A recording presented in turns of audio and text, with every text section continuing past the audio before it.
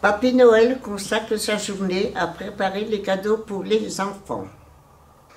Un avatar qui fait des bisous aux enfants humanoïdes, un cannibale qui aspire de fausses rumeurs toxiques, il dresse des robots pour contrôler toutes les commandes. C'est une révolution numérique sans précédent. Il fixe la majorité numérique à 15 ans.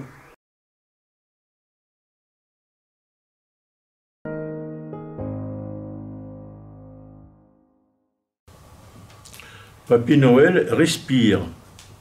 Tout s'articule à la perfection. Il mange un cookie et propose à Mamie Noël de jouer à cache-cache. Mais un malaise s'instaure. Il fait nuit noire. Il ne retrouve pas Mamie Noël.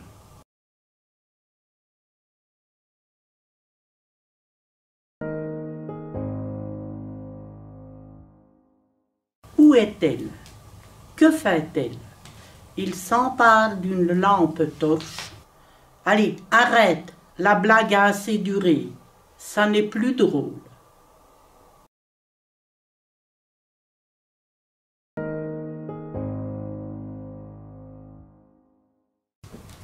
Quel silence!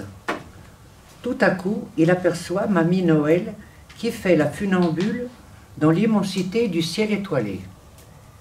Elle semble attirée par une autre planète. « Mamie, tu fais fausse route. Reviens !» Il fait terriblement froid.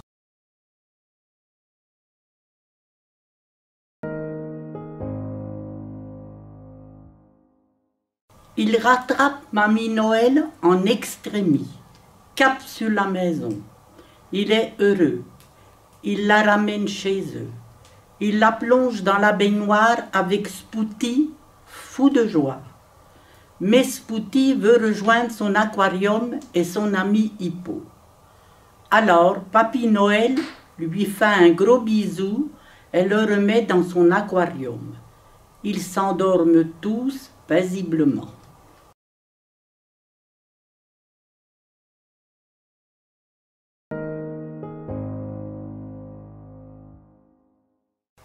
À force de s'activer dans le froid, le Père Noël a un gros rhume. Même ces petits lutins robotiques sont tombés malades. Il angoisse. Imaginez si Noël est annulé. Il s'applique à rédiger des courriers pour les enfants, mais il fait plein des fautes d'orthographe. Il bâille. Il a sommeil. Ses sourcils se dressent comme des accents circonflexes.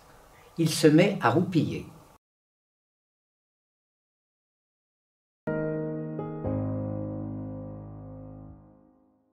Le Père Noël veut lutter contre l'ennui. Il est stressé. Il a beau savoir qu'il rend les enfants heureux, il en a marre. Le télétravail, ça n'est pas bon pour la santé. Il est proche du burn-out. Il préfère passer un temps fou à embrasser les enfants ou Mamie Noël. Il se brosse les dents, enfile son manteau rouge, ses bottes et son bonnet. Il monte sur son traîneau. « Allez, au boulot !» dit-il à ses reines en gilet jaune. Mais il entend un coup de sifflet.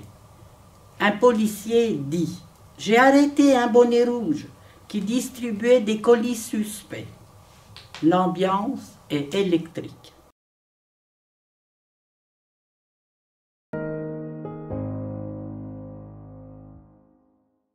Le Père Noël fait tout de travers. Il a même perdu son carnet d'adresses. Il est accablé de chagrin.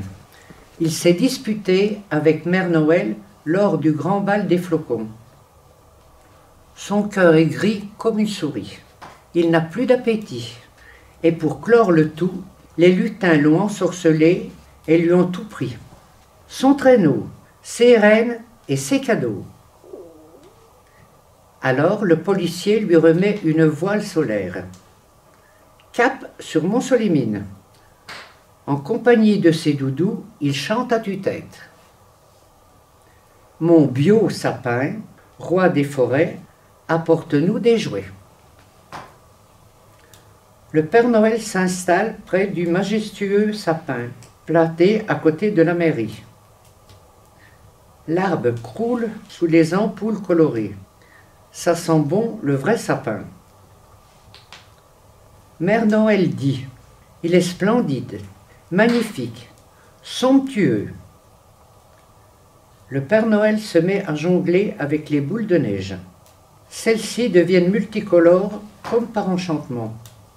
Un vieux lutin décrépit essaye de lui jeter un sort en hurlant: que le vent t'emporte à tout jamais aux portes de l'enfer. Mais les boules de neige sont teintées le ciel d'un magnifique arc-en-ciel. Les enfants sont de plus en plus nombreux à venir au centre-ville. La pointe du sapin montre le chemin des étoiles. Les enfants dansent la farandole. Ils chantonnent: mon beau sapin, gentil sapin, que j'aime ton habit vert.